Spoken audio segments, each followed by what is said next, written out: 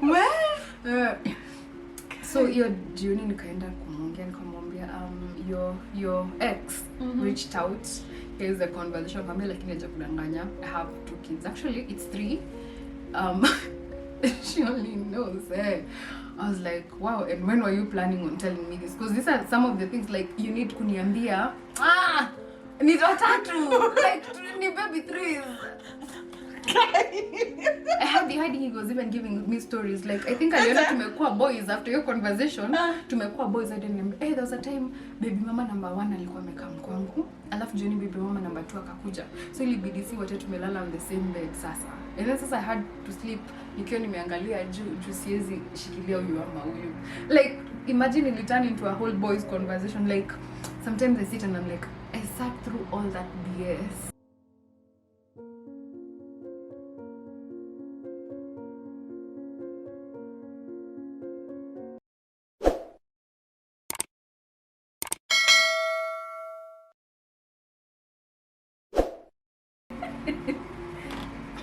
Hi guys, welcome to Pick on a Dime with Sha. Yet another saucy clowning edition. I am still getting goosebumps when I talk about the clowning edition because I feel like it is still my baby, you know. She's still so young, it is still... Okay, I feel like the way I felt the first time I was starting this YouTube channel. You remember how green I was, how timid I was? That is how I feel right now. But anywho, we have another guest today. I do not want to talk too much because I am too excited, and you know how I ramble too much when I get excited. So we have a special guest today who is going to tell us her experience. We already agreed that sharing is caring. We agreed that we have gone through too much out here, but we are not ready to give up on love. No, love was created to be felt, to be experienced. We are not going to give up on it just because of people out there. So we are giving out we are explaining, we are sharing our experiences with hope that we will learn more about these red flags and how to catch them on time, you know, so that we don't mess up too much, we don't go through too much, our characters are not developed too much, just enough, you know. So like I said, without further ado, here is introducing my guest for today. We need... Hi guys. I did not even get to give you any name. Oh, sorry. Let me see. Introduce me again. Yeah, we give drum rolls. Oh, we give drum rolls. And can you pretend you did not see her? Close your eyes and pretend you did not see her. So drum rolls.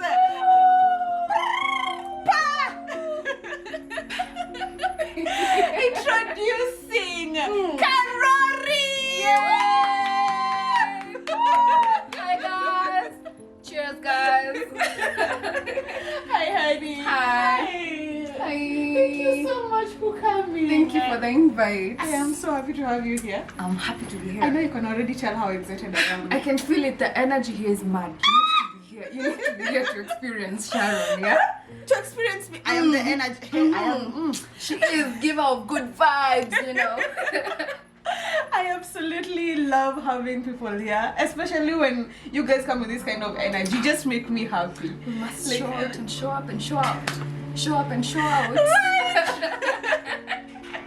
So maybe I'm not even going to introduce her. I would just let her introduce herself. So you are going to introduce yourself. Tell us who is Karori. Tell us just let me reach for my wine. Tell us who is Karori. Hi guys, my name is Wambui Karori. On my socials at Potato Potato, Instagram, Twitter. Wambui Karori on Facebook. Do you guys still use Facebook? I don't know. But I'm still there for the good vibes and all that. Yes, and I'm glad to be here. And you guys, if you want to learn sign language, I'm your plug. Hit me up. Hit me up. Hit me up. Can you like you're fluent in sign language? Yes. Kabisa? Yeah. But tell us something nice. What do you want to be told? Okay, let me say I love you. Like this. Love you. So if I want to say I love you, You can say I love you. oh, let's do that. Let's just do that. So I love you. I just learned a new language. That's how we roll. Just like that. Oh my God. So guys, if good vibes was a person, if energy was a person, it would be right here. Like this would be her. We own it. We own it. Unashamed. Imagine I have never met anyone who has as much energy as you do. Like, Mama, you don't get your energy from anything. Like, you don't have to use anything or like siphon it from anything. It's just you. But you know, I normally get my energy from the people around me. So if I'm loud, just know you're being loud. I feel like that's a compliment. I feel like that's a compliment. It is. She's actually really good vibes. Like, I know it. Thank you. As I'm here to confirm it. I always feel so, like, I always tear up when someone compliments me. Were you crying? I'm not. I am so happy to have you here. I'm glad you invited me. You already know you're my second guest. Yes, I And know. I just want to make sure you know what series this is. I want to make sure you know exactly what this channel is about, what this YouTube series. But before we get to that, Yeah. you already told us your name. Yes. Would you like to tell us what you do for a living? I do rapporteuring. So in case, you know, the way you don't like writing reports, like I write reports for you. Imagine. Pay me to write your reports. Imagine. I feel like it's, you know, like in school, the way we used to have to write these projects. Yes. At the end of the year, like at the end of your 4th year, you have to write a report. It was not a, it was a project, right? Yeah, project. And then it was so difficult. Ama, you don't have enough time. Ama, you're just lazy, you know. Then you get someone who asks you for a whole bunch of money, but does a perfect job for you. Imagine. I feel like she perfected that in campus, so she came to do it here. I did that. I still do it. She still does that. Yeah. Like Mimi, I've learned about that today, by the way. Yeah. You called it Rapporteuring, yeah. Rapporteuring. Yeah. Honeys, hit her up, ask her about it. She will tell you all about it. Call me. At a fee, of course. Yes. Yes, very affordable. Yeah. Affordable is relative, but very affordable. Affordable depends on who you are. Yes, but very affordable. Yeah, let's stick on affordable. Let's stick Yeah. to that. So I don't know what else to ask you. Maybe I don't want to ask you many questions because maybe I want where the tea is at. That is what I want. Whenever you see us here and you see us with these glasses, Just know. specifically these huge glasses, we were like, today we were asking each other, how do we hold our glasses, you know? Yeah. Because everyone is always judging someone else. Because they're like, situate like this, situate. Unajua they usually hold situate here. It is so unfair. The tiny glass. The flutes. Yeah. They call it, yeah? Yeah, They're the called, flutes. you see, I didn't even know that. Yeah. So this one, you're supposed to like hold it here. Yeah. Okay. Like this, Like you that. know? Okay. At the end of the day, it's your glass. Imagine it And the is drink yours. is yours. The drink is yours. And So you want to who is out there to tell you how to hold it? We do it however. So mimi hata nikishika hivi, it is my glass. Yako. Please. So Own it. without further ado, let us dive into the character development room. Let me see. You need energy to tell us this. As she is sipping, as she is getting her courage. Aki, I love your neck piece, by the way. Have I told you? Thank you. I absolutely love your neck piece. Thank you. Goes perfectly with just you. Thank you. As she is sipping and recollecting her thoughts, as she is remembering that person who has made her come share with us today. People. Those people. Oh, it's people. Multiples. Oh my God. This is going to be a good one. What is this, Nairobi? What is Nairobi? This is going to be a good one. Yeah, she has multiple. And we in luck. My God. Today is the day to Right. just sip, you know, and listen and laugh. Anywho, if you have a story to share with me, with us, if you have something to tell us, you guys have my socials. If you have never seen my Insta handle is always at the what do you call that page? There's like a page up at you. No, the description is here. But the moment you click on Pick on a Dime, you'll see my Insta socials. But I'll also link them here so that you guys can see. So just DM me, imagine. DM me and tell me I have an experience. DM me. Don't DM. just comment. Thank you for DMing. Why are you banning? Thank you for DMing. No, maybe I believe in sharing. I believe that when something horrible happens to you, the more people you tell, the better you feel about it. It's true. Like by the time you're telling it a fourth time, ishacha kuwa serious. It's no longer a big deal. You know. We'll cry and laugh at the same time when talking about it. Yeah, we'll be crying. I get tissues. No, we're good. We're going hardcore. We're good. Yeah. We will not be shaken. So let's dive right into it. Like I said, if you have a story, just hit my DM, hit my socials, comment, say anything. I will find you. I will find you, and you will be our next guest. Don't be afraid. So I feel like I've talked too much. It's your turn. Where does today's story begin? The year was 2019. I love how you started it like this. I can't, you know this. What do you call them? This movies like in a Marlin. The century was. It's epic. It's like epic story. So it is. let me tell you, my heart bleeds sometimes. When you remember, actually don't worry. Here we give free hugs, by the way. Here we give free hugs. You'll be fine. You made it this far. You'll be fine. Yeah. So let me tell you where my problems begin. Like, I self-analyze a lot. I know where it began. It began when I was in campus. Like, I was dating a guy. I was in love. You guys, I was in love. In campus. His name was Obi. Do you know Obi? Do I know Obi? Ah! No way! Oh my god! No!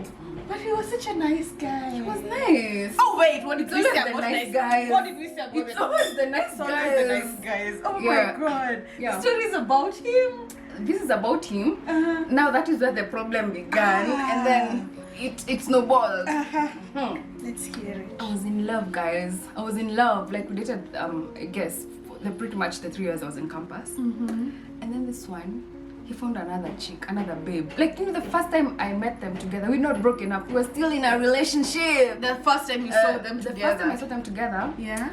You remember Mabatini where we used to go eat? Yeah. They were walking, coming back to campus, and then they were holding hands. And then me, I'm thinking, kwani si mikono ni yako, ni mimi nafaa kushika mkono. A man should be holding. Why you holding someone else's hand? And then he sees me, and then he lets go. Oh. But he's still standing with the babe. And then he's like, hi, this is, he introduces me, and I'm like, okay, sawa. I remember I cried. Let me tell you why I cried. Because before there's a guy who really liked me, and he kept asking me, is your boyfriend cheating on you? But me, I was like, how? My boyfriend. Have you seen me? Have you met me? And do you not know Obi? Do you not know him? She loves me.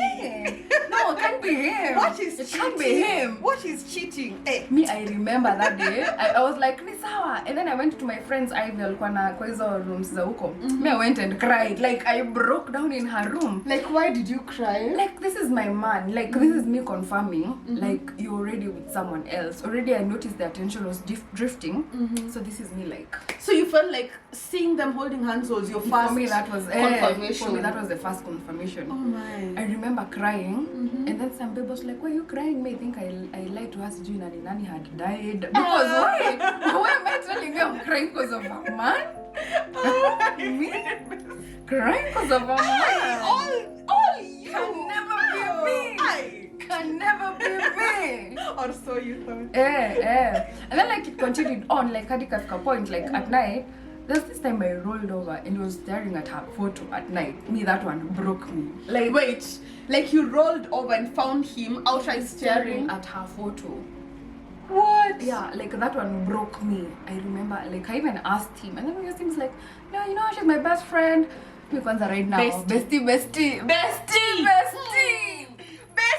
Hey. That was the beginning of my trust issues. Bruh, like right now, if you tell me your name is Nani, me I'll ask you for your ID. I will confirm. Give me your ID, I confirm what your name is, because not me. Why is it always the bestie? Bestie. Have you seen this video for Ati the man?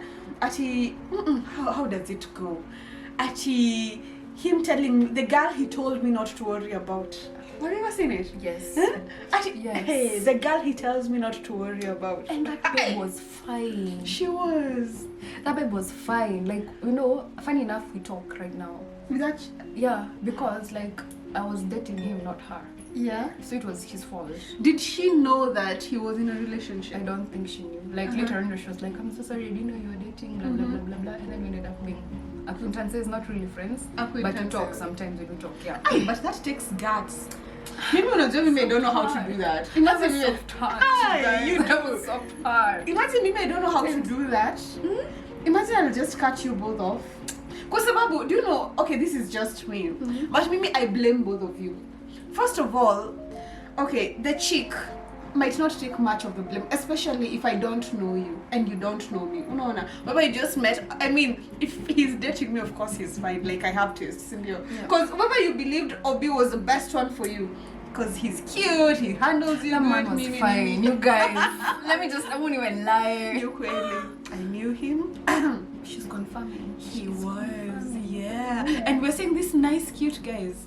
We used to say the nice ones, but sometimes even the cute ones. That one. No, that one is the one who broke me. But I understand your part, kwa sababu, if the chick doesn't know you and you don't know them, there's no malice behind it. There's no, yeah. But the part that I can't stand is where the chick is your friend. Yeah. No. The chick is your friend, so she knows who you're dating, she knows the guy, and still goes ahead and... I've been that nyoks, I'm so sorry. Me too. But story for another day. Story for another day. Then now fast forward to 2019, we broke up. Obi and I broke up, but now I carried so much trauma into this next relationship. Now the one I'm about to tell you about. Yeah, that happens by the way. Now you see, it made me like, I started overthinking, like, am I not too good? Like, what does this man, how does he expect me to become? So I position myself the way he would want me to be. Oh my. So this current one I was dating, he was an artist. He still is an artist.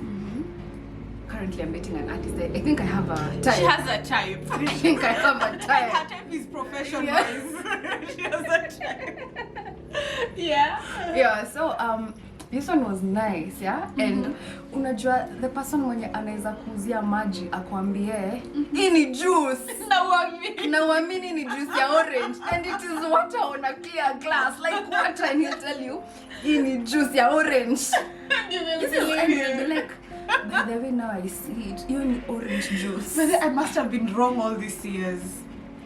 It was juice. It was juice. My eyes have just orange been opened. Juice. My eyes have just been opened. What the hell? But then like I was so in love with this one. Yeah. By the way, hakuna kitu ungeniambia. Like what? Mimi I'd wake up and then place nilikuwa na work, we used to like go like until late night. Like I leave work sometimes at 10, 11, 12. The security company used to provide us with cash to drop us home. But Mimi, I must first see this man. And then go home. Like that is how much I love my man. Like wait, pause. You said you used to work late. That is why the company used to give you the transport and drop you off at home because it's late. Yeah. Like even it being so late, I have to see my man. You want a day to finish without me seeing my man? I did. How is that possible? Like what? What? I can't. Like they can't, and I would rather be late going home. Yes, but I must see this fine man. He was tall, very tall, a melanated king. Yeah. I must see him. I must. You know, how is my baby doing? Have you eaten? You've not eaten? How is your Let day? me get you something, eh? Where? Since whoever you're the one who has been at work the whole day. I've been at work the whole day. And if he's an artist, I'm thinking his schedule is very, you know, what do you call it? Upcoming artist. Yes. He's not an artist, he's an upcoming artist. I don't have a problem with upcoming artists. I have no problem. Mimi, I promise you guys. My issue here is, it means whether you're working till late in the evening, Yeah. like his schedule is very flexible. If he's upcoming, he's working on his craft, meaning on his own schedule, on his own terms. But you're the one taking the extra time to go see him at night. I know, I was so in love, yeah. And then let me tell you, like from the beginning, I just had my doubts. Because I remember, like, he asked me to be his girlfriend on 16th of February 2019. I'll never forget. Like 2 days after Valentine's. Yeah. But then, guys, I've never found myself dating during Valentine's. Why? Make it a prayer request, afadhali. Just communicate with God. It's like, I'm not being loud enough. Enough. We need to tell you which sides we are facing while we are praying. Thank you. The position. Yeah. But Mimi, I think it's okay. It's okay to not have a date on Valentine's. If you ask me, I think it's fine. Cause if you ask me, 70% of my Valentines have gone to hell. They have been the worst. For real? Because they were filled with disappointments from here to Timbuktu. For real? Disappointments. Like there are those, and you know, I feel like if you asked me, okay, not right now. Not right now. If you asked me back then, I feel like it would have been better knowing I am alone, I'm not expecting anything. Yes, you feel bad that others are doing all these things and having all these things done for them. But having a person who is just there. But you see, that's not the problem. The problem is, every other day you guys show love however you can. Yeah. On this specific day, you're just rubbing it on our faces. Like, what? Why are you walking around with flowers? Utafuatwa na manyuki. Why? Why are you doing that? I don't know. Mbona unakula chocolate? Utakuwa na toothaches and all that. Like, guys, relax. Chill. Let's pretend we're not feeling bad. I'm not feeling bad. Jealous. Oh, Can never be me. What's the story? Yeah, so this guy, he was so loving. Like, and then he love bombed me because I remember he told me he loved me. Like, he'd asked me to be his girlfriend on Saturday, and on Wednesday, I think, he texted me, he's like, I love you. For me, that shocked me. Like, I love, like the 3 words. I love you. Yeah. Yeah. Like, wait, did you already know him before? Before, but we were not like tight friends. You were just like acquaintances. I had his number. I had his number, so he'd send me links to his music videos and all that. Oh. But we never like really sat down, had conversations, you know. So you were not even tight. We were not. You know, like even the ones where you can even link a conversation, cause you know, like, it's not a big deal. He would get offended. Yeah. Uh-huh. It was that kind of a thing. So me, when he told me he loves me, by then I was shocked. I remember calling one of my friends called Kolo. I was like, hey, Kolo, see this one. Imagine this one is saying he loves me. I know. And then he was like, see, that's the guy. Like, hey, maybe I used to know him because he had a string of girls. Like, that's how you knew him. I always knew him with a different babe every other time. I don't know why I thought it would be different with me. Wait, Ebu, hold up. Ebu, what's up? This is the guy who asked you to be the babe. The girlfriend, to be the girlfriend. So you knew him from his reputation that he had a string of girls. Yeah. But the moment he asked you to be the girlfriend, you said yes. Yes. I think I was tired of being lonely and I just wanted someone to tell me, baby, I love you. Oh, yeah. I love you, baby. I know you I do. love you. Wow. Thank you. Aki, you guys, normalize telling your friends you love them. Please do. Like, by these days, I normalize do that a lot. it. Yeah. I love them a lot. Kai, so you got into this relationship despite knowing that he had a string of... he had a stream of babes. And it was all nice, you know. Sometimes he'd come pick me up from job, like na matatu. Hana gari, but... Anapanda matatu, anakuja kuchukua. Tunaenda nyumbani, baby. I was being loved right. I was being loved, right? Until I wasn't. Wait, maybe since I'm here wondering, when you knew he had a string of girlfriends, when you guys started dating, did you ever ask him like, I knew you had this string of friends, are they still in your life? No. You never, it never I came asked up. him and he told me, I'm dating you. So it is just you. It's you. Baby, don't worry about the others. Who? Others? I am committed that term to is not on my dictionary. What? You are the only one I see. I only have eyes for you. For me, baby. So you didn't even have any insecurities? No, I didn't. Or any doubts But that... I didn't. Like me, I knew the way I was loving this man. There is no way. It was enough. Actually, it must have been enough. Like it's that time you know the kind of love I'm giving him. Haizipata pengine. Hawezi. Like you are Hawezi. sure. You are sure mchana akigeuka tu hivi na kumbuka tu Karori. Akafunga macho hivi, baby. And plus used to call me Wambui, you guys. Like, do you know how, I don't know, whenever... I know there's something about when a guy uses a name that other people don't use. Yeah. You feel so special. You feel like they actually see you. You know, you're not basic. Hey, and plus, you know, I'd met the aunt, like, introduced me to his aunt. Aunt. Not mom. Mom, no, his parents died. Oh. So his aunt is just taking care of them. So it was the same as introducing you to the parents. Yeah. So it was a big deal. For me, that was... Vitenge! And Hadi the aunt, like, Hadi the aunt Vitenge. started doing, like, she's Catholic. She used to bring me those cards, St. Jude's prayer. Yeah, she used to I give know them to me. So you like, felt umefika. tulikuwa in a relationship na the auntie. The auntie has approved of me. Aye, what are you telling me? Vitu za St. Jude's. What like, are you to telling pray. me? The auntie is preparing me for marriage. Anajua. Ameshaona. Nimeshapata msichana. Like I think there was a time the grandma was telling me, Yeah. ati nikishaolewa tutahama tuende tuishi kwao Murang'a. Hey. Ndio nikaange na yeye nampikianga The kachai, the grandma. grandma. Imagine. Those are blessings upon blessings. Yes. What God has put together. No man shall put us under. I just remember what an old man can see or old woman can see sitting down. Acha upande juu ya mti uziona. Huwezi ona. So the grandmother had seen. She had seen. She knew. She had approved. She had approved. And then what happened? Yeah, and then this time we'd gone for... But I used to have a conversation with my friend, yeah? And his name is Kolu. He's one of my best buds, yeah? Not bestie. Best buds, yeah. Best buds. There's yeah. a difference. There's a difference. And I know I'd complain, like I'd be like, Kunsema love bomb, like, you know, such kind of shit. And I wasn't deleting my texts. I don't know, because I always feel like deleting is cheating, yeah? Hey. Plus, who will know that this person will go through my phone? Like, Wait, but guys go through people's phones. you've never? Maybe I know maybe I'm supposed to go through like maybe I'm keeping you in check. It's my job. It's my job. It's my job to make sure. Hey. It's my job to notice a conversation that should not be there. Yes. So that I can tell you and you can stop having it. Major men sometimes can be clueless. Very clueless. And we love you for it.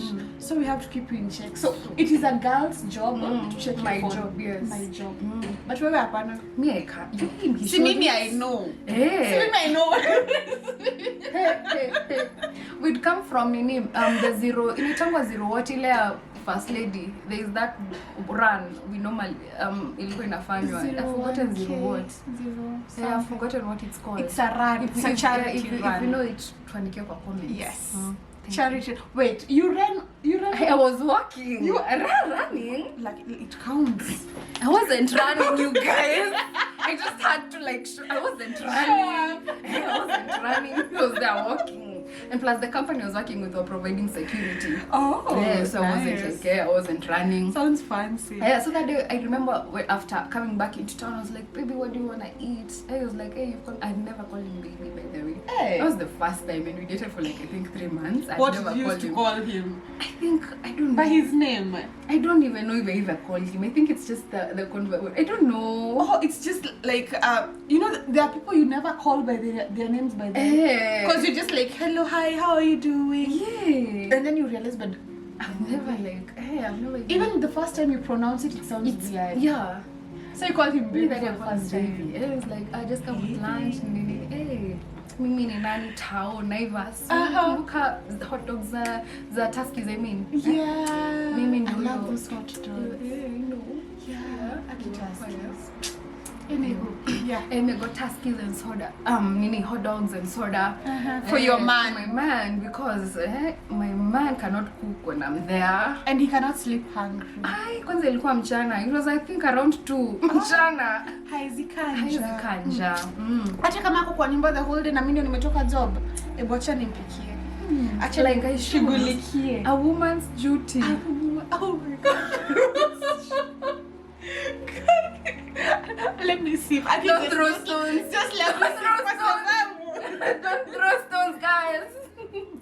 But the main point here is that you cared enough to... I cared enough, yeah. So, like, was it mutual? The way you used to ask after him how he was, how his day was going and all that, was it mutual? He'd call me, like me, I'm telling you, this man loved me. Like, he'd always check in at mchana. How are you doing? You know, I knew love.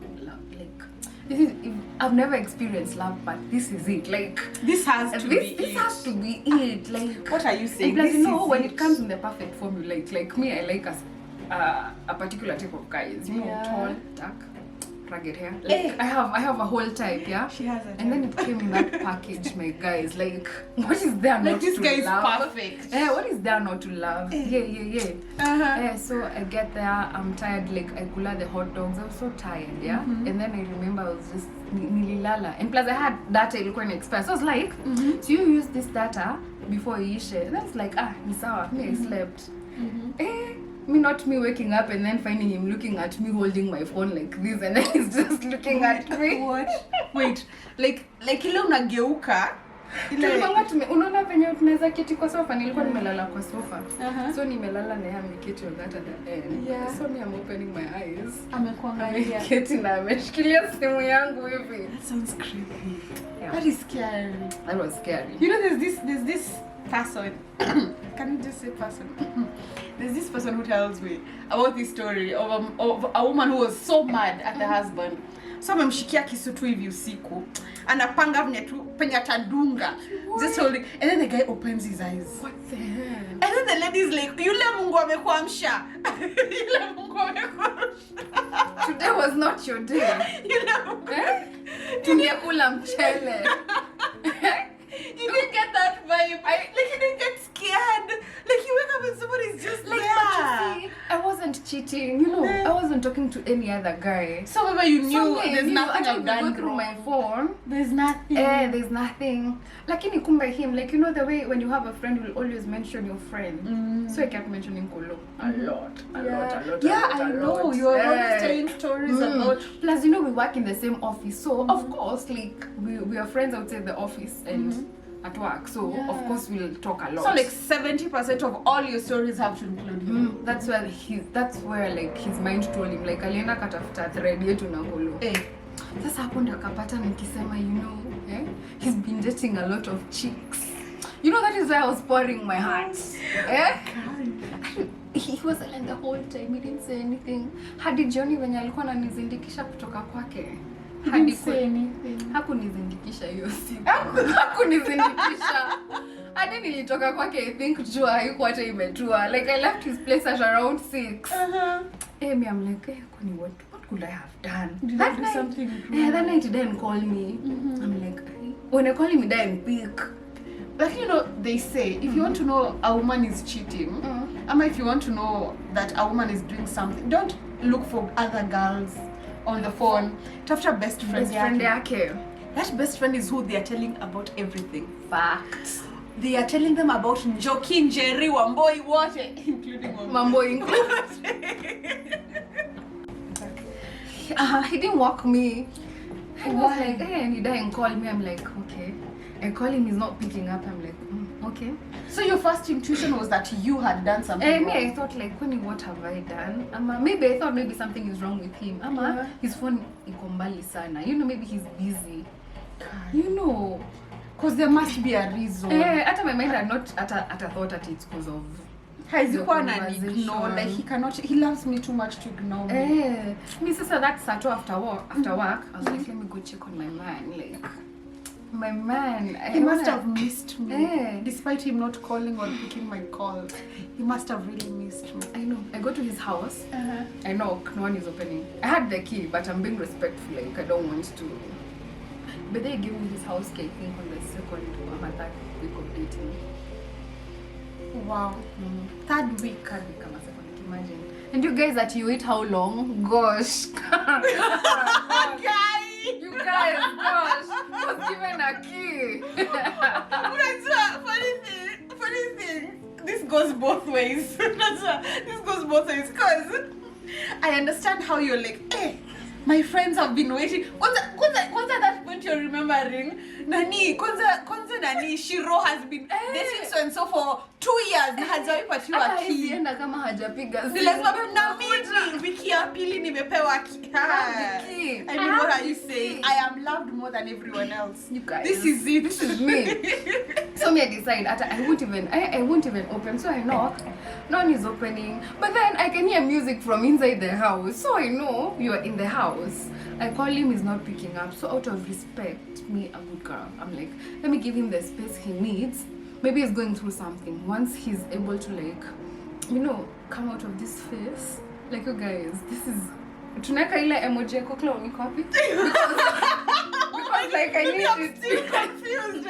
Tutatumia hii for now. Maybe I'm still confused, but this is you right now. So me I'm like, he needs to like get out of this phase of feeling so much.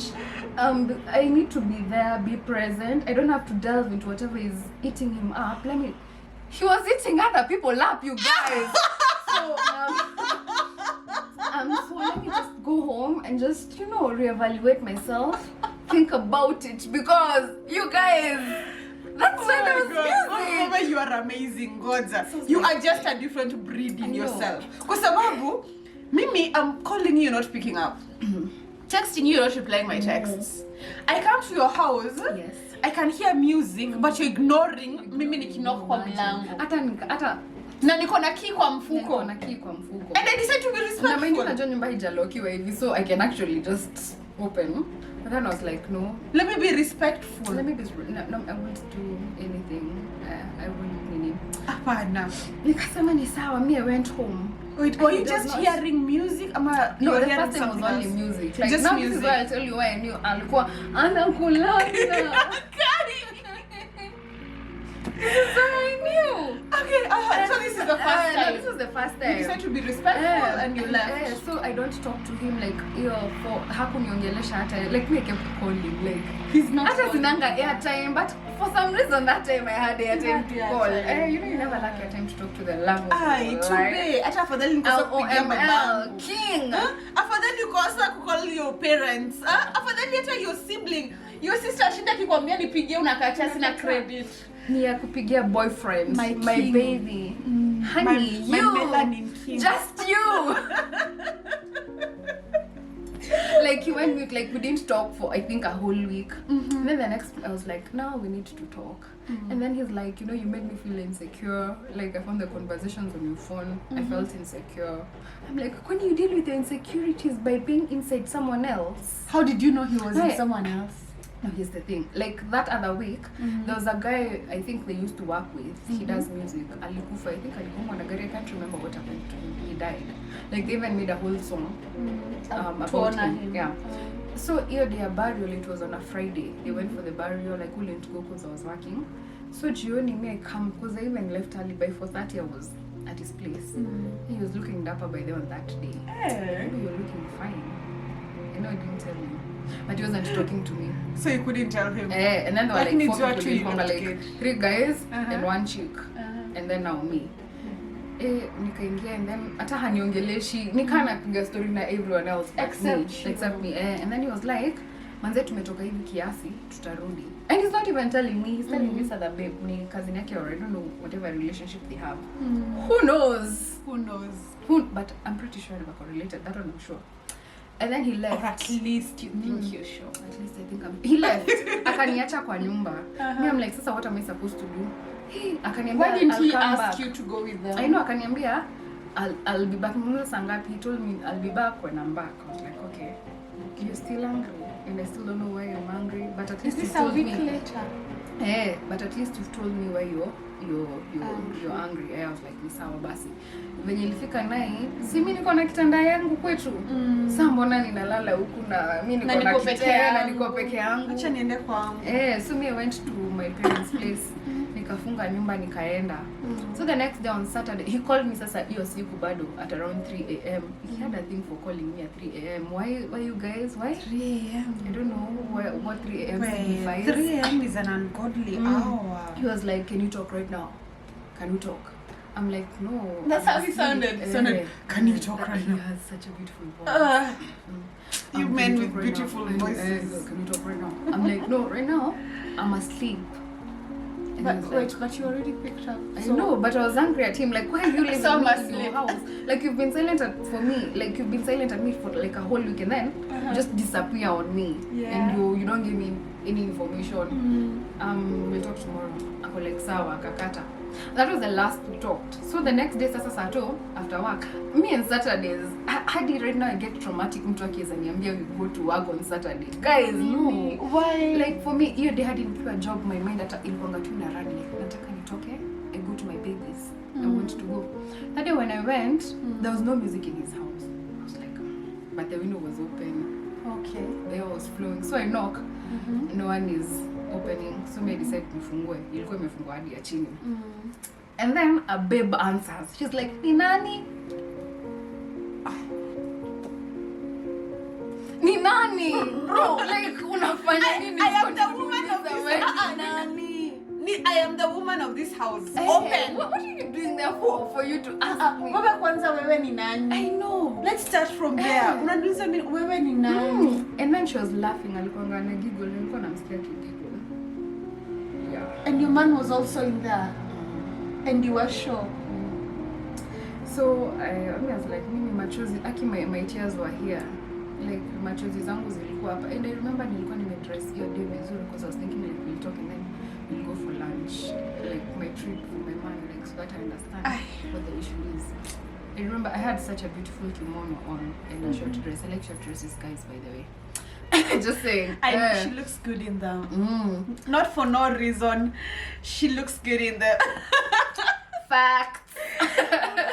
What was your initial reaction when you saw her chick? I did you see her when you had her? Answered. Yeah. She answered. What was and your then I can initial hear her reaction? giggle. Me, I started crying like, and then I was like, and then she's like, I was like, sawa basi. Niambie ni nitasema jina yake. Wait, when she said, she asked ni nani, what did you respond? Like, me what did you say? Nilikuwa like, sasa I didn't respond. Kwanza I was in shock because machozi zilianza kutoka. And then sasa when I had her giggle, now that was like, that one took me out. I was like, what? And I can hear his, like, you know, when guys with deep voices, like, I don't know, you just hear like vibrations. You just hear vibrations. So me, I'm like, ni sawa. And then sasa when I'm leaving, I'm like, nimwambia ni nani? I was like, mwambia ni Wamboi. Like, I was like, hapo ndio nilikuwa nimefika. Nikajiambia acha niende kwetu. Let me tell you, I got home, I cried. Like, you know, ile kulia. Like, and now, you, and then sasa watu wakianza ku come home, now you now crying sniffles, like zile za. But then your eyes are swollen. So you can see, they are red, they are swollen. Alafu, by the way, you people wakuliza mtu kama unalia. And you can see very well I'm crying. How is it ifanya hauoni? So like, I'm crying. You can see I'm trying to hide it. Why are you asking me? And then when you ask, that's when like it more gets tears. Like, I say, if you can see me crying, and you can see I'm trying to hide it, Ebu, don't ask me. Niulize baadaye. It's not fair. Hata iruketi hapo chini kando yangu. Yeah, wait for me. I'll start telling you what's going on. So nimekaa kwa nyumba, and then at around 7 jioni, I'm like, no, this man, I need to go see him. Tukakaka ikafika 8:30. My mind is still debating, should I go, should I wait for tomorrow? And then I was like, no, acha niende. Hata I didn't tell anyone I'm leaving. Nilivaa tu hoodie ya red, I'll never forget. Nilivaa hoodie ya red, nikatoka na floaters. Hata unajua siku hizi floaters zinakaa poa, zile za kitambo. You know, the kitambo ones. Wait, which are floaters? Floaters. The cute ones, the ones people wear these days are talking that are all the plastic ones. Loafers. Not loafers.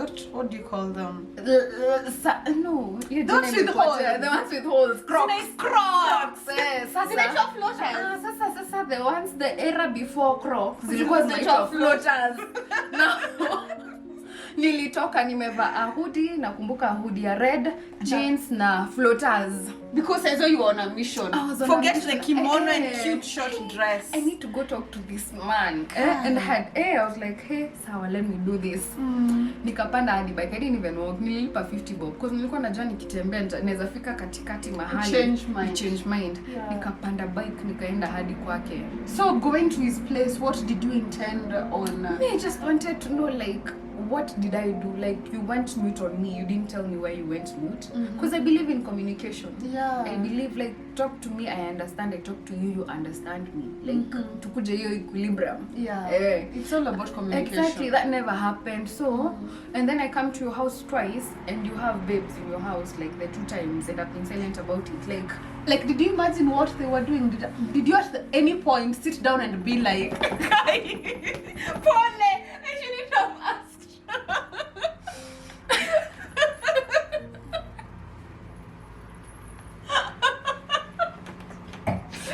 I don't want to imagine because if you're doing those things that you do to me to other people, I don't want. The reason I'm asking is because the first time when you went and you had music, the sweet darling you thought he needed time to himself. You know, he's an artist. Yeah. He probably listening to the new jam he recorded. He's probably in his creative phase. You know, I should not disturb. That's the first time when you had the music. Yeah. So the second time you actually had the voice of a baby. And she's giggling. And you can tell he's there. Yeah. So, like this second round, you didn't think it was he the needed same space. day. Like it was this second round. No. So you didn't think Sasa he needs space, he needs anything. Your mind already knows what happened. I knew. Like, girl. After before I used to shuku, but then I was like, no, I can't be doing that to me. My name is Faith. He must be faithful. God, you guys. Oh my God, guy. Yeah, and then like listening to this story, Saizi, do you feel ridiculous? The thought of it, I'm normally like, guy, ni mimi. Like hadi napatanga, zinaitangwa aje PTSD whenever I pass through hapo karibu na kwao na kuanga like shit. Like, was that me? Sasa ningekuanga sasa nakimbia hapo. Oh my God. Gosh. And then and I think like that day we no, let me tell you. Sasa venye nilifika kwake, he was not in, but next door brother yake alishingi huko. Me I knocked and he came out because I was like, Sasa Steve, nani hapa? Nimetaja brother yake. Sawa basi. So yes, the bro like, why is nani? Wacha nimuite nani yako wapi? And then I go like, ako ndani. So he come out, he's like, I'm sorry baby. And then I was really told like, I like that, like no one namfikia hapa, so akini hug na feel like nasikiza heartbeat yake. You guys, you melt. Unaish. Oh my goodness. And we talked, and I was like, no, just come in, we talk inside the house. Since kulikuwa na giza, you know. It's 8:30. He does not want you to be out in the dark. Nichapwe na baridi nipate pneumonia. I'm loved, you guys. So place tulikuwa tumekaa the same sofa where he read my message. So mimi nilikuwa nimeketi hii side because mlango iko hapo nyuma and he was seated on this end. Yeah. And he was like, can I give me your phone for a minute? And he texts someone. I don't know who he texts. Using your phone? Yeah, using my phone. So I'm like, okay, I thought maybe ni kitu anaangalia. Yeah, he texted. When you saw him texting, you didn't, like, your mind didn't just... No, I was on a girl on a mission. Like, my mind knew nimekuja kuongea na yeye. So like, anything else was just side shows? Side shows, yeah. I had to be focused. Girl on a mission. Girl on a mission. And then when we were talking, mlango ikafunguliwa na nyuma. And a babe walks in. And she stands there. Niga kamwangalia kamwambia, sikuhitaji for now. And I'm like, ati sikuhitaji for now? Okay, I'm confused. Meaning maybe alikuwa namhitaji before I came, but like was she like the helper? Like, was she there to clean the house? At Ama 8:30 hamhitaji p.m. kiaje? 8:30 p.m. Uni house gani una clean 8:30 p.m. Because my question here is for him to use that kind of language, sikuhitaji saa hizi, means kuna wakati wanamhitaji. Yeah. And this is not that This is time. not that time. Yeah. So It just sounds like you know, back then when a king calls for a servant. yes. And you're like, I don't need your But services he's right a now. king. He's a black African king. You are black African king. At that My time, black African king. Gosh. Me didn't even like turn to look at the babe, but you know you can always tell like cause me nilikuwa namwangalia from the side cause hata yeye hakujua uso yangu hakujua uso yangu. I'll tell you now, nafika mahali sasa nilijua hakujua uso yangu. Yeah. And then So did she just walk in or did she knock? knock? She just walked in. Sina kwambia alifungua mlango akaingia like ni Venye kama amezoea. ameshazoea. Akaingia and then was like akasema it's okay but she told me to come umseme text sahi nikuje. Alim text using your phone. And that's the text that was being sent. Hiyo ndio alitumiwa. Meaning if I was like a minute or 10 minutes later, ningewapata tena. So I was like, okay. So I think so did he use your phone to tell her not to come? Yes, that's but she had not seen it. Yeah, I don't think she'd seen it. Nikamwambia nimekutext. So she looked and she's like, "Ni sawa basi." And then she left. Me after like everything I wanted to tell him evaporated. Me I just started crying. I just started crying. Maybe I would have I cried. mean, my heart, with my weak heart, you guys. I cried, and then I'm like, I need to go. And then he's like, Sachan, could you have to a bike? But you guys have not talked. We've not talked. Like me already. Like I don't even need to talk feel now. overwhelmed. Like, sasa, what is wewe ni nani? See, you should have, why didn't you ask? Like, unajua tu situations tunakupatanga ni machozi like you can't even talk right hiyo time. You even feel ashamed because hadi I forgot everything I had come to do. Hadi sasa nilikuwa nimekam huku do nini? Yeah. Me I cried and was like acha nikutie bike. I was like no, I will walk. Nikatoka hapo nje nikaona nitaliacha nipande bike ndio nifike niliange mbele kwa bedroom. Kwa bafu. Why I'm in my bathroom, I'm naked and vulnerable. I will cry, you guys. And not be ashamed. And not be ashamed. Yeah. And then now, for some reason, I think we got back, guys. We broke up for like 2 weeks and then we got back together. So after that incident, hamkurudiana. Hatukurudiana. We didn't even talk. And then he reached out like after I think 2 weeks. He was like, I'm sorry you had to see that. Not even that happened. You had to see that. It. Yeah. So the idea was you were not supposed to see it. I was not supposed to see it. It was supposed to happen behind my back. Yeah. I was like, Misa, baby, I'm in love, you know. Misa, baby, don't worry. He's like, can we talk? Can we meet and talk? I was like, okay, let's meet and talk. Sawa basi. Nikasema ni sawa. 2 weeks later. And you know me, I was back with my baby. But then now things felt different. World be damned. I know. Anything else be damned. See, I'm back with my boyfriend. I'm back. With my melanin king. Gosh. Maybe my mind like, and then sasa, rada inaanza antenna zako sasa zinaanzanga kuwa alert like me I will never text you hata kama ni text Safaricom imeingia me I want to see nani ametutext simu yako imeshakuwa yetu sasa nani ametutext you know and then you're doing it so subtly you're subtly you just like subtly you're just doing it he doesn't have to he doesn't have to know I'm doing it and plus yada katululu then his big phone near screen me I don't know for some reason it was always like kwa charger ikitolewa inakufa so na kwa katululu sasa una imagine before nichukue nianze nitapatwa you guys I was like this out I won't even go through and then now let me tell you how this guy operated he knew how much I value someone's privacy sure you know if you tell me like once you're not okay with me coming over I will not like at all until you tell me with your words hi please come over like I respect boundaries so much. This guy had given me passwords to all his socials. Like if I wanted to go to his DMs and see who he's been cattying, I'll see. But I dared not look. Like, but why did he give you then? See, he's trying to show me like unajua trust venye trust inakuanga trust ni kama kubank mahali and then ukianza you do something ina withdraw you and then it runs out. So you just need to find a way of bringing in the trust again. Yeah. So I think that was his way of of showing me where his trust is at. So he's trying to tell you that I trust you so much and I have nothing to hide from you. I have nothing to hide.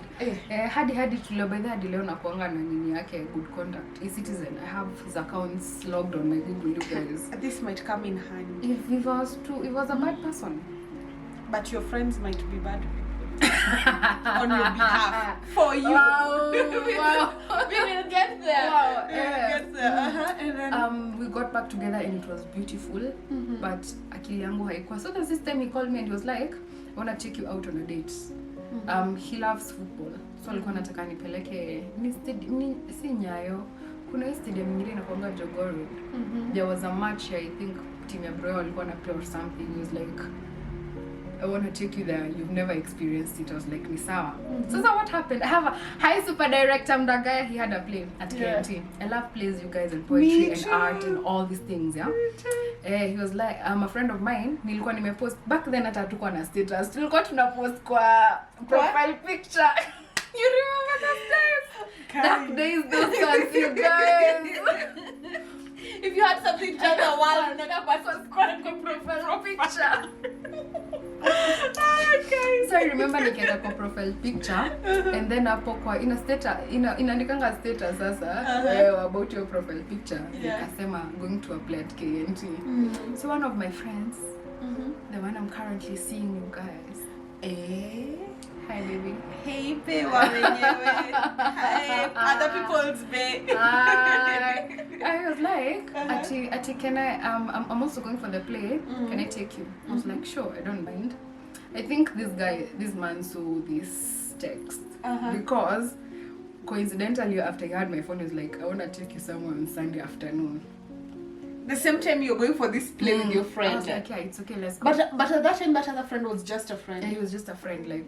Because you're faithful. Because I'm in love, you guys. She is in love and she is faithful. That's my first name, you guys. Yes. Do you know the worst thing, by the way? Here's the worst thing. Most people who get cheated on are the most faithful people.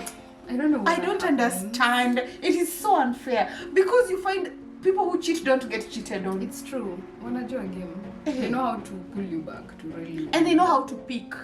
They know. Sawa. So, whether you are faithful, this other person offering to take you, to go for this play with you, was just a friend. Yeah, he was just a friend. Despite the fact that you're a boyfriend now. Imagine. Whoever saw it coming, you guys. And then. This is why guys don't like our best friends, by the way. This is the reason, because the person you go crying to about your relationship problems more often than not but is you your see next. This one, I never even imagined. Never. So your date tukiwa super. But this is the same guy who was asking you if you know. No, that one was a different one. Oh, it's a different one. Hi, Kulu.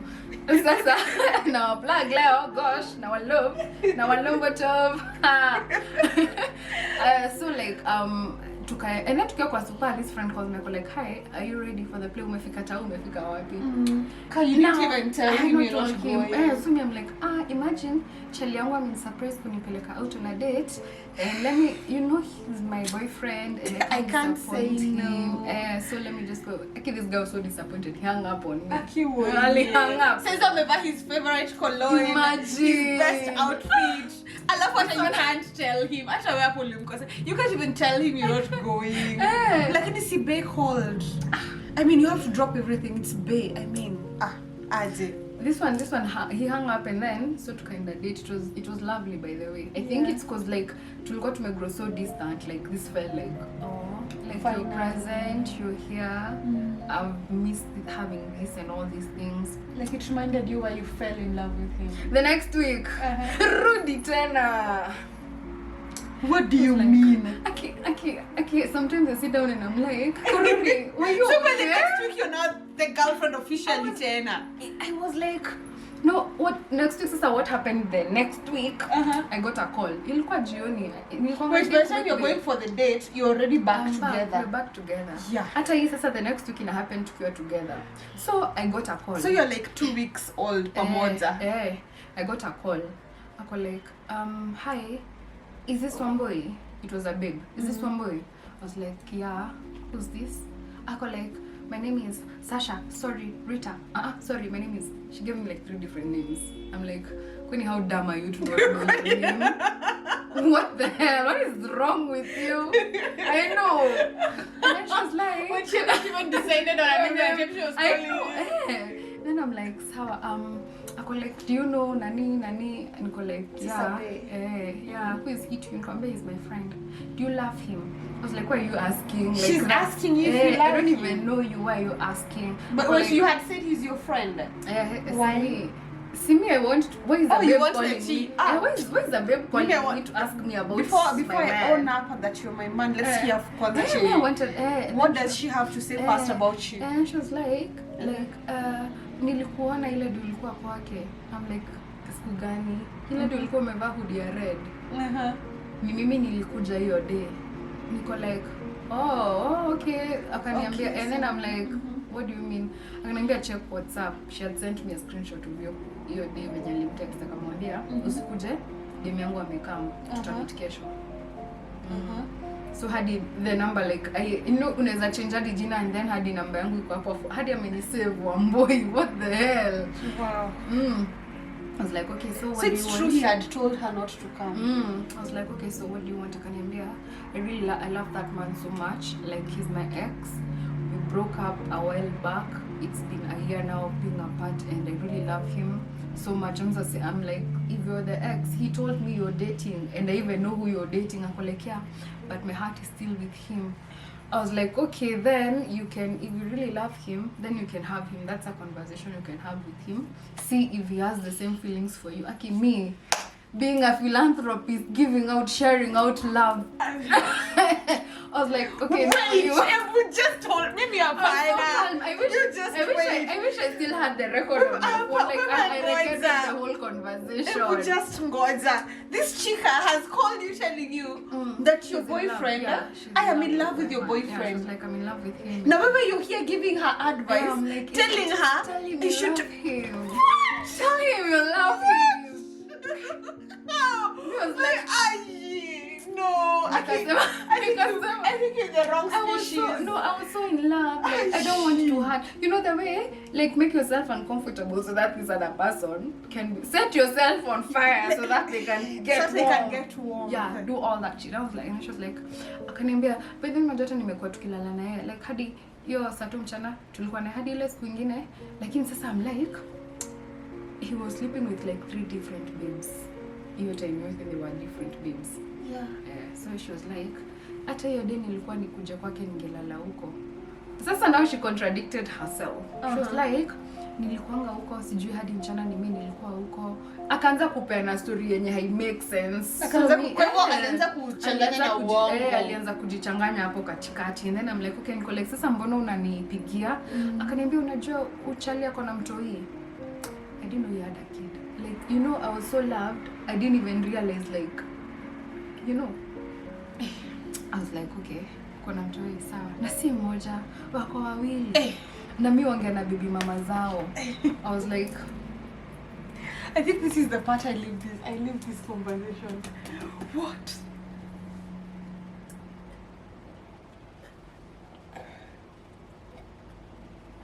Let me give you. Are you okay? I'm okay. Oh my I'm being God. loved right now. Ngoja. Unajua last week tulishtuka mtu kuambiwa after 5 years I have a child akona 2 years.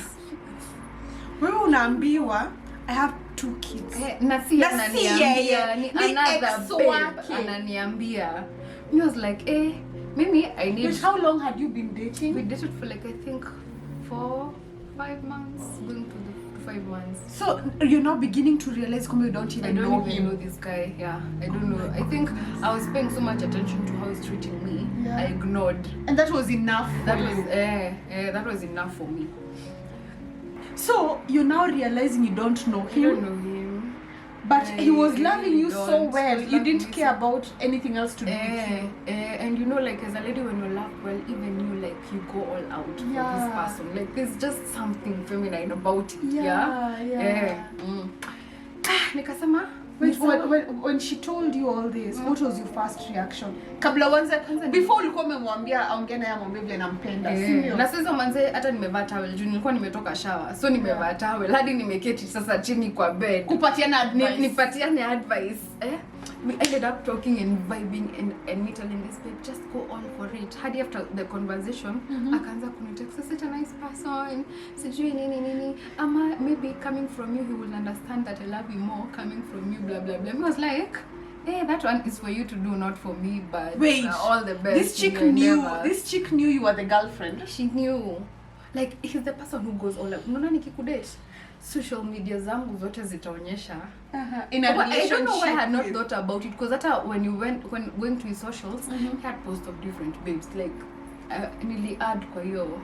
Uliongezwa kwa hiyo. Kwa list sasa. And he's ule wa kushow off and out, like if I love you the whole world needs to know. They need to know I have a gem. But then I hated that guy the first time I met him. Una date huyo kujipendi. I'll never forget those words. I will never forget those words. And you wish you listened. So the next day. Wait, what was your reaction when you found out about the Because it was on a Friday night. Like me in my head hata nilikuwa like maybe she's lying. Like huyo babe yenye na claim anampenda labda ni a reason for me nimwache. It was on a Friday, so Saturday I remember I went to job. As in I kept replaying you. I recorded the conversation. I played hadi natumia mabeshte zangu. Niko like you guys the boom skiza hii conversation niambie ama ni mimi nilisikia vibaya. Aki there's a friend of mine alikuwa anaisha. I'll never forget like ule wa tough love. She was dying manze. So hiyo jioni nikaenda kumwongea nikamwambia your ex reached out. Here's a conversation kamili lakini hajakudanganya. I have 2 kids. Actually it's 3. She only knows. I was like, wow, and when were you planning on telling me this? Because these are some of the things like you need kuniambia. Ni 3. Like ni baby 3s. Hadi he was even giving me stories like I think aliona tumekuwa boys after your conversation. Tumekuwa boys. I didn't remember. Hey, there was a time baby mama number 1 alikuwa amekaa kwangu, alafu jioni baby mama number 2 akakuja, so ilibidi si wote tumelala on the same bed sasa. And then sasa I had to sleep nikiwa nimeangalia juu siwezi shikilia huyu ama huyu. Like imagine it turned into a whole boys conversation. Like sometimes I sit and I'm like I sat through all that BS just being okay with it. Maybe I'm still stuck at nilembuko na watoto wawili at by the way hata si wawili, they are 3 aki beautiful baby girls, aki photocopy. He can't even lie. Si wake. And then that babe was so generous. I didn't even naweza kutumia simu ya baby mama wake muongee na I'm like sasa tunaongea nini? What are we talking about? Oh my god. So me in my head sasa I think you know the way you can start moving on like in your mind but physically you're still there. But that's what I always say. For a woman, her mind is always the first one to move on. Even before her heart, even before her body. Your mind is always the first one. Unakanga tu hivi akili yako inaanza kutoka. Yeah. Even without you knowing it. So by the time you're carrying your bags leaving, imagine you're done. You're done, like completely done. Yeah. Like it even no moments where like how do you even put it? But this one drained me like ilifanya, you know, hadi unajisahau like hadi unakuwa okay with shit, like even if he comes here with another woman and he tells me this is my sister and I know like you only have one sister and tell me this is my other sister, me I'll believe. You're just like sour. I'll believe, like it's okay. I will, like not that you'll believe but you don't really care enough to ask. You're like ni sawa. We got to that point and I was like how did I even get here? Like you know how your mind even is so messed up, like, and then funny enough at those moments this is the only person you want to be around. Yeah, mshazoea. How hata ukikama ukatiwe na mtu mwingine utakuwa like you like what are you trying to do? Like I have a boyfriend who's not really my boyfriend but he's my boyfriend. Who has 3 kids and 3 baby mamas but he's my boyfriend. Whose ex still wants him but he's my boyfriend. So what are you trying to tell me? Unanikatia, I know you're fine, I know you're responsible, you're single, hauna baby mama drama, but mimi I have a boyfriend. Guys, Don't be Wambui. Don't be Wambui. Where? What, like, unajua hadi nilikaa chini nikaanza kujiuliza, I don't know how to love him enough. That's like, why he's not being vulnerable to open up and tell me he has kids. Was I not being in that space? So what am I not giving him? It's because I'm not thick, because every day he has a type, it's like thick babes. It's because I'm not thick enough. What do you mean? Sasa now you see like anataka kiuno ndio mtaka kwa music video zake. Oh, you guys. The most painful part here is that you're at a point where you feel it's still your fault. Because for me, like, the whole time I'd be like, I was even looking broken. Because there's this other time that he made you feel like it was your fault that he cheated on you. Because I wasn't. Because you were not there enough. You're not involved enough. Like, me, I think that was one of the worst things. And for me, like, when I cut links, like, you know, I don't know how to burn a bridge that you're never going back. Like, I'll be your friend, but from afar. Because, like, for me, I know I love hard. I'm a genuine lover. So even if I love you, hata ukinifanyia shit aje, it's not that it's an on and off switch. I'll switch off the feelings and the love that I had and replace it with another bulb of hatred and shit. True. Like, I'll continue loving you, but I'll keep my distance. One, tutaongea mara moja mara mbili. I'll even check up on you. Hi, how have you been doing? Are you okay? So the disrespect kept on escalating. Hadi inafika point, like, even after we'd broken up, he used to have a clothes, alikuwa anauza manguo. I remember one time, like, a laptop yangu ilikuwa imeharibika and his bro is really good in repairing stuff. So nilikuanga brother yake alikuwa ananifix. I don't know, like, hata why sikufikiria, like, kuna places mob naenda kufixiwa lapi, but my mind just ilienda kwa brother yake. Because pia I want to see how this guy is doing. Like, that was like after tumeachana. So jioni sasa I went sasa to shop kumwambia nimemaliziwa naenda. There was a babe sitting there. The whole time she was looking at me. Kwanza this one looks older. The guy is much older. I think right now he's like 5 years older than me. Yeah, 5-6 years older than me. There was a babe and alikuwa ananiangalia up and down like the whole time. Ni mama alikuwa amesimama na mtu wa boda. Huyo mama ananiangalia vibaya. I'm like, sasa nimedua hata sikujui. So hata when the guy came kauza nani yako wapi, akasema ametoka ameenda kutafutia client change. This mama was buying something from the shop.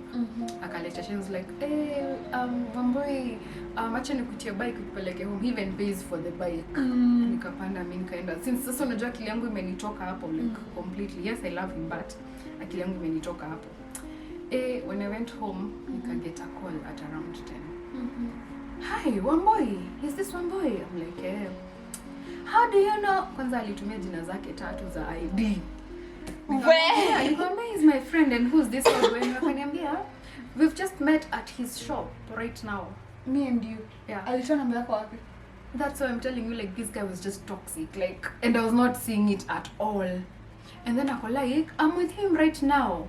I was like, why are you telling me we are not dating? Akaniambia, he does not look at me the way he looked at you. She was drunk, like, I couldn't even tell from her voice. He does not look at me. He does not look at me the way he looks at you. And then I'm like, okay, sasa, how is that my problem? How is that my problem? Like, mimi tumeachana. I think it was like 3 months later. Tumeshawachana. So why are you telling me all this? Ako like, I'm even spending the night with him right now. So, mimi nikamwambia, hey, I'm sorry, lakini you guys enjoy your night. Akaniambia, I'm planning on enjoying it very much. Ako kwangu saizi. So I was like, okay, haina shida. I cried after that. Okay. Mimi, I cried because I was like, and then I can hear him in the background saying, baby, I'm like, so umeni disrespect this much and I allowed it. I allowed him to disrespect me to this extent. Baby, please, ati hadi achukue phone number yangu, like, out of the many contacts on your phone, akupigie wa specifically, alipigie. The next day mimi nilikuwa alipata missed calls kama 20 because of how angry I was. Like, I woke up the next day and I was like, this man, mimi leo nitakupasha. I call him, then when he called me, you melt. You forgot why you were angry. Taka. Why was I Garbage. calling? You're like, I was just saying hi. Nikamwambia tea. I was like, so why did you send that babe and you call and you disrespect him and you nikamwambia, oh boy, you know you have a special place in my heart, like every other babe I meet, always like notices it. Plus, you know, even my auntie knows you and she likes you. Aki, the number of times I've had that line. The number of times I've had that line. Actually, you know, for you, the love was genuine. These others are just. So even anyone I'm with knows I still love you. Bruh, what? The door. Okay. Lock it when I'm inside. Just don't leave. Lock it when I'm inside. Gosh, okay, no. What? Like, you know, Hadi, like, even Hadi, like later on, I think Hadi, there was a time to end event na Emma, and he was there. Cause like I normally I love poetry so much. I normally have to every week I must experience poetry. So there's this one we normally go to every Thursday at KNT. It's called Poetry After Lunch. So I Poetry meet After lunch, pal.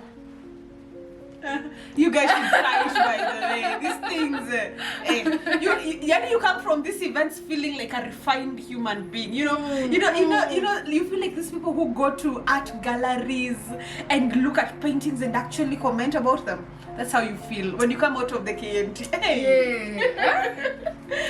So he was like, so nilikuwa nimeinvitiwa some other poetry event inaitwa Refu Poetry, it was at Alliance. So I met this guy, sasa this ex alikuwa huko hivyo. Kuna at some point he was acting at KNT pia. And he was like, akaanza nenda huko, nikamwambia no, nimeinvitiwa event nyingine Alliance. Akaniambia can I come? I was like sure, like it's an event, I can't tell you don't come. Plus I live good vibes. So tukaenda and it was enjoyable. Now my current, hey baby. Again, baby. My current was performing huko. He brought the fucking house there.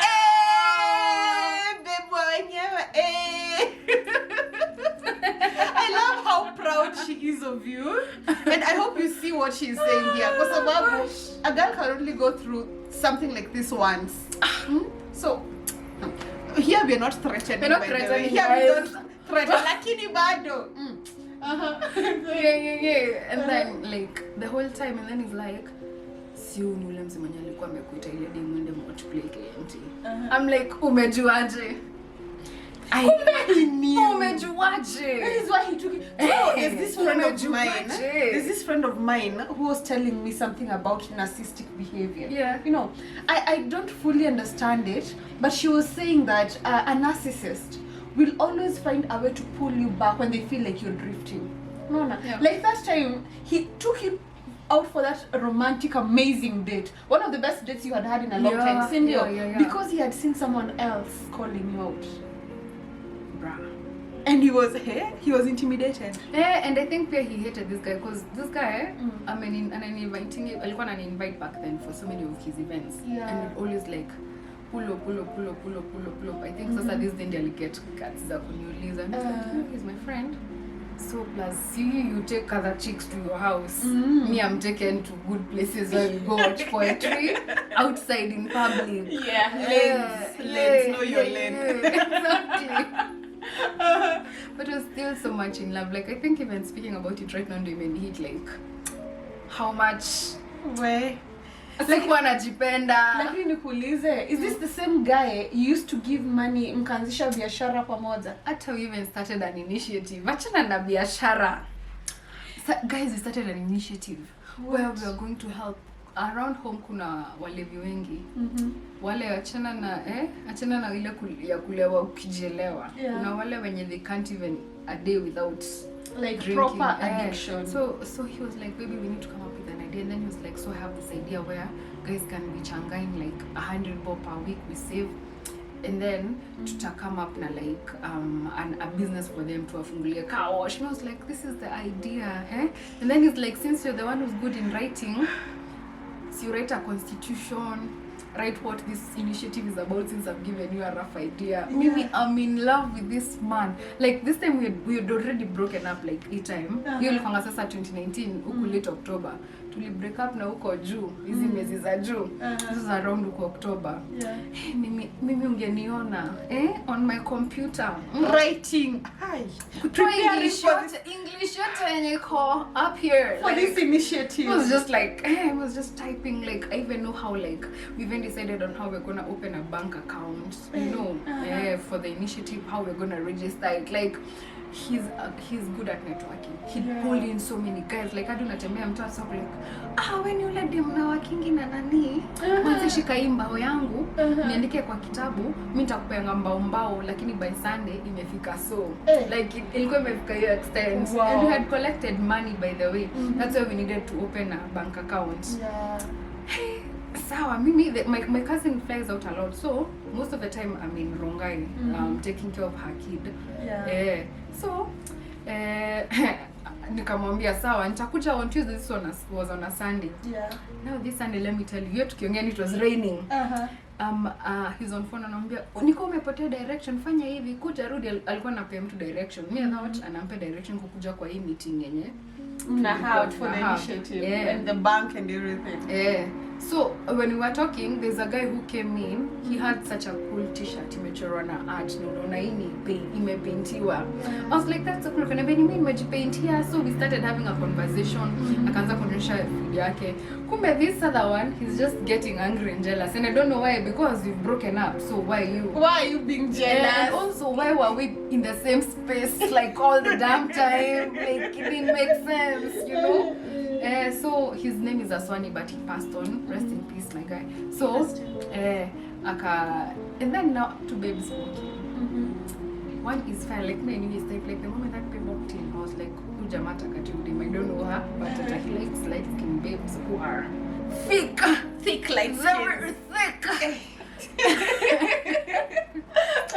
Like you babe alikuwa na guy. I'm so sorry. It was fine, she's fine. But akiongea, you can hear the Kikuyu slipping in and out. Like, you know, you can be speaking purely like hauna R na ero, but when you just talk, we just know, babe. And you know, these are things that you notice, because when you're like, this is his type, so you start noticing things about her. Even when it's not on purpose, you just find yourself noticing. So we just sit down na laptop yangu hapo tunaongea na kina Swani nikiwaambia what the initiative is about, and then he hugs, and then he comes, he's like, Omboy, this is, I don't know if you remember her name. And I'm like, okay, nice to meet you. And then it's like, she's my, I'm like, he didn't even have she's the your guts. girlfriend. He didn't have the guts to say my girlfriend. He's like, she's my, I can't hear you, girl. She's, I'm like, okay, cool. Like, why? But what's the purpose? Why? Yeah, I was like, okay, it's cool. So mi namaliza presentation yangu haraka, like I just leave niende Rongai niachane na mambo ya Wayakiwe for a minute. So but we talk and I'm like, registration wamesema tufungue bank account on Tuesday, so be ready. Akaniambia it's okay. But why are you still working with this guy? I think it's cause I have a cause for like working with people. I even studied community development. So being in a space where I can be able to help and bring a difference. And I feel like he knew. That's why he came up with the idea. Yeah, because maybe when I start talking about things I'm passionate about, you always go non-stop. So I feel like he knew, and he knew that telling you about this would rope you in. Ungejishtukia tu. God. Mimi nikaenda Rongai, nimerelax. Kwanza nilinyeshewa because it was raining, and I left Wayakiwe I think at around 7, got to Rongai. And then on Tuesday, I called him. I'm like, see, he knows we're supposed to meet. Hi, happy. So I'm like, probably I got busy, so let's just go. Tulikuwa tunafaa kwenda kwa bank Kikuyu, open the account. And then he texted me, was like, you can pass by my place and then tutatoka. Because we're also waiting, because we needed to be, I think, like 3 guys. Ndio tuende tufungue account. I was like, nisa, mimi nimetoka Rongai. Nimepanda gari umekuja mpaka Wayakiwe 80 bob ama ni so hivyo nikakuja Wayakiwe. When I got to this place, I know he's not opening, like same shit, just a different day. So he's not opening. So mi nikifungua mtu alirasha kafunga ya chini, and then I hear baby asking, nani yeye amefunga I don't have a problem that you have a baby in your house. But why why did the you fuck are you invite telling me to me? come? Why did you tell me to Yeah, come here if come she's hapa here? hivi. And then the other guy mwenye tulikuanga tunafaa kumit naye, he came. He was like, ako wapi? Nikamwambia ako kwa nyumba but mimi nataka kuleft, like it's either tutaenda tumngoje huko. Yeah, I can't wait here. Akaniambia mbona ametuambia tukuje hapa? Kumbe like it was for me to, that Ndio was just for me. uone. The setup was just for me. It was like, okay, sawa, I'm so sorry. In my head, telling myself, because like, baby girl, like, You shouldn't have gone through that. what is this It was that so like unnecessary. It was so unnecessary, Aki. And then I will tell my friends, niwaambie. Hata unasikia vibaya. You also know you shouldn't have been there. If you have to tell yourself sorry. I was like, we didn't even get to go to open the account. Like, hakuitoka kwa hiyo room. Where? So I was like, hapa ni kuestem tunaweza. Unajua tuwezi enda si wawili. Everything that we need iko huko ndani. So, No, tell us about ile biashara mlifungua pamoja. Before you got to the initiative. Basi tulikuwa tunauza nguo. Okay, yeye alikuwa anauza nguo, so mimi was an investor. She invested in his biashara. Baby, I don't have money for stock. ATM. Afadhali ukose pesa ya fare. Baby wangu, biashara yetu ikose stock. Aje, this is your future. Niende job na nikose kukula the whole day. This is an empire we're building, baby. It's an empire we're building. Mimi hadi nilikuwa nishaanza kujua mtu akiweza vangu niko like, hii ni cameraman. Like, nilikuwa nimefika hiyo point, you guys. And then funny enough, I used to buy even clothes, like even when we were dating. I know you don't expect to get them for free, but you give other people like, unakapoa, unapewa. But mimi sikuwa hii pewa. Mimi nilikuwa nanunua kila saa. And you're an investor. But it's okay, I don't mind. See, we are growing a business and we're supposed to promote our friends. You know, And this despite is you my being boyfriend. You're still my friend. Yeah. We got here because of our friendship. Okay, honey. Actually, I'm sorry you went through all let me this. tell you guys, like, even getting out of it, like, it was like a whole, and then it's like a mental slave ship kind of thing, because you don't even get out of it. Like, it's a cycle. You're out, then You're in, you're back, just like that, and you don't even realize it's happening. It's so tiring. Like, for me, it took me a while before I actually decided to date. I was like, you come to, hi, Nina kwanza an artist unikatie mimi. After everything you've been through. Make me listen to your work mixtape. I won't. No, I'm so sorry. How did you The get guys don't know how yourself they're out good. of it? I don't know how I got myself out of it. You just like, may know it was God, because that was not me. If it was me, right now I could still be there. I'm 100% sure. But now when you left, I left. Okay, I went back a couple of times, yeah. For you it took a lot of living, not It took a lot of living. Yeah, because the moment I decided, like, this is it, I think that was just it. And plus, you know, I wasn't working then. Nilikuanga sikuwa job. So I had a lot of time of kufikiria na kurudi. But then when I started working, you got busy. My mind got busy, like, with time you find yourself thinking about him less. You find yourself you're hurting less. Yeah. So it just, you start moving. Okay, you guys, I used to pack food from home sometimes. This is my baby. Unapakia your baby. I'm Guys, so sorry you went through all that. Imagine it's, for me it was an eye opener. It was But unnecessary. An unnecessary one, yeah. Because like even right now, I know sometimes I clown, but there's a limit to my clowning. Yeah. Like, I'm like, Saizi unajijua.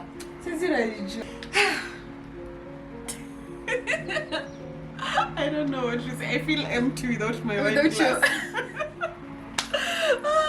Why stop? oh guys, we've run out of wine. Wait, don't say it like that. Sounds like we've taken too much. Interpret that however you will, but we've run out of wine. The floor is open. Yeah, it's up to you. So, Aki, I cannot begin to say how honored I am that you came today. I'm glad you invited me. I don't know, your energy is just on another level. Aww. It is just... Thank you. I know you Thank said We're that feeling you... it. Yeah, I will appreciate it, Kwanzaa. Thank you. It feels so nice. I feel so loved, you guys. I feel so welcome. I'm feeling really good today, you guys. Thank you so much for coming. Like I said, this series is still my baby. I am still so raw, so green. I am still learning as I go, and everyone who is supporting me just means the world to me. But we love how you're handling it. Like you can't even tell it's new. It's the professionalism. Right. I mean, the oomph. Yeah. I love it. Yeah. I love it. Thank you. Thank you so much. Whenever you're doing something, however small, however big, it really counts when you have people who believe in you, because sometimes even you don't believe in yourself. So when you have someone who is actually as supportive as she's being right now, to them though I'm getting a hug. I'm so excited. Thank you. So again, thank you so much for coming. This has been amazing. I am so glad that you overcame that part of your life. I don't know what you want to say before I talk too much. I am going to talk too much. So before I Well, I don't think I regret anything. Yeah. I'm actually glad I went through that. Because right now, you know, there's that growth. Like there's that thing I will never do. Something I came out of it with a lesson. Yeah, and the lesson is just loving myself. Yeah. Putting myself as a priority. Sometimes it's nice to be selfish with yourself. It is. It really is. Yeah? I believe Romanticize yourself. Do for yourself all those things that you'd wish for someone to do for you. So that by the time they're coming to do them for you, you know, you're just like, it's a norm for you. Yeah. You appreciate it, but you won't go an extra mile trying to over-impress how do you live who you are to fit into that other person's idea of who you should be. I agree. Yeah. Like you have to love yourself first. Know how you like to be loved, you know. Just learn how to love yourself, so that when someone else loves you, you know this is how I want it done. Yeah. It won't be so overwhelming that you feel the need to conform to being like them or to what they want. Yeah, true. Yeah, I feel like that is a really heavy message. Like it's so, hey, hadi nimesikia kama imeninyonga. It is a very heavy message. But so do you have any questions for us? We have been asking you and talking to you this whole time. I don't know if you have anything you'd like to say before I wind up. I have a very non-serious question. Yeah. Do you give goodies like because no, that is just a question. Freebies. What were freebies? We are here after representing you guys. Yeah. So this is you telling me I need to come up with merchandise. Hey, I need to start giving t-shirts, giving a trip to Wapi. A trip to masks are clowns because I'm a free makeup tutorials. Yeah, especially for how to clown. How to clown with your red nose. Going all out. Before we get there, remind me to answer that. I feel like there's a part we skipped. Which part? There's this part where you have to tell us, but I feel like we already know. Okay. But you have to tell us. Where is that other one? Where is the love heart? We will just maybe every day I use different ones. We will just use these ones. So we are not going to forget this part, but we almost skipped it. Yeah. So we are going to ask you, after this guy did all these things to you, after all this, we have a woman scorned. They say hell hath no fury like a woman scorned. Yes. Yes. But then we have karma, where we're like, you know what? Let karma handle you. You know, she knows best. She has more experience. So which one are you? A woman scorned or let karma handle it? At first, you know, I'm a woman scorned. Like at first. So at first you took this. At first I took this. Yeah. You guys. At first. And then with time, like I just let calm. Oh, cow. Sorry, I'm so sorry. I enjoyed that baby was dating when what? Am I that babe? You enjoyed her. Am I that babe? Karma is doing her job. Karma, this is clearly you because. But I feel like you You leaving it lie. I feel like you leaving it to karma eventually is you healing. Yeah. You know. Yeah. Because I feel like the woman's scorned is usually your first instinct. Yeah. Your first instinct, you're so angry, you want to revenge, you want to get back at him. Yeah. But after you heal, you're like, you know, you're not worth my energy. Yeah. Like, it is punishment enough that I am doing better now than I was when I was with you. It's true. Yeah. Yeah, and sometimes you don't really like, you know, okay, I don't know, different people have different scenarios and situations and the extent to which you're getting hurt. But I feel like if you just let love live, let love flow, yeah, it makes things easier because you'll be able to love them from afar. Like, Yeah. I love you, but like, From afar. let me just Usinikaribie. acha tu nikuchunguliange hivi. Yo, you're there. Like, It's okay, like, don't, yeah, don't. Not from here. Have your own space. Yeah. Where you create your own energy. I agree. So, about the merchandise. Tell me. So, as of now, no, we don't have merchandise. But like you've said, we are going to invest in. Come on. Okay, I'll do you one better before we get to the merchandise. Okay.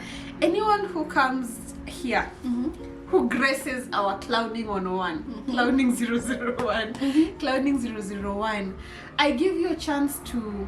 Okay, everyone knows I'm a shopaholic, Yeah. especially when it comes to clothes. So I give you a chance to pick anything from my closet that you like, Anything? anything I whatsoever. already know what I want. You guys, I already know what I want. So you get to pick anything, and I will close my eyes and try not to weep, not to I know cry. she'll cry because of this one. I'm not even lying. Yeah, that is it for now. But we are coming up with merchandise soon enough. So guys, please keep supporting. Soon enough, I will be giving you goodie bags. You know, Yeah, to with grow. everything. Amen. We're getting there. We're getting there. We're getting there. So again, thank you so much for coming. Thank you for Aki, having tell me. them to subscribe. Thank you for having me.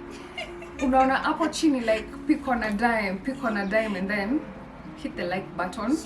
This is down there, and then subscribe and then press that notification bell. That every time she posts, it's the first thing that pops up on YouTube. Yeah. Can you imagine? Thank you. It's that easy. And plus the comments, you guys. Like, I'm pretty sure she likes feedback. I do. She wants so to know much. what you guys think. So much. Like, you know, when you're Yeah. doing something like this and people don't engage, you wonder if people are watching. Do they like it? Do they hate it? You know. But you know, you have like silent followers. Like guys, I know there are guys like who watch and don't subscribe. You guys. Yeah. Aki, guys, subscribe. Why Guys. watch and don't subscribe? Please. Guys. Guys. Road to 1,000. Do you know right now we're still at road to 1,000? We're Road getting to there. 1,000. We're getting there. We're get getting there. Yeah. So I'm sure, for instance, I'm sure like this one, all your friends will be watching, Eh. including Obi, including this other guy also. Your And my very baby. and your baby. He's your biggest cheerleader, and we are happy for it. As usual, nothing but love in 3, 2, 1. Nothing but love. Mwah! Thank you so much for coming. Thank you for Mwah! having me. Thank you. Aww.